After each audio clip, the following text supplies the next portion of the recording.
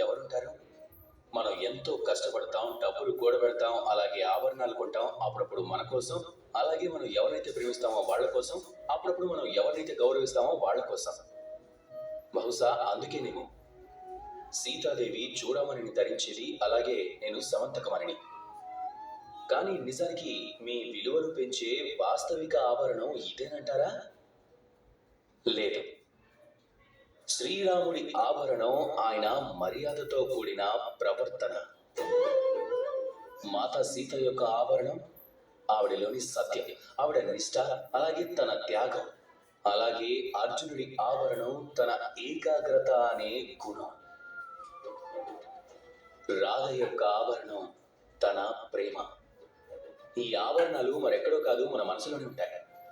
ఒకవేళ మీ మనసులో మర్యాద ఉంటే, గుణం అనేది ఉంటే, సత్యం ఉంటే, నిష్ఠుంటే, అలాగే ప్రేమ ఉంటే, అప్పుడు మీకు ఇంకెలాంటి ఆభరణం అవసరమే లేదు.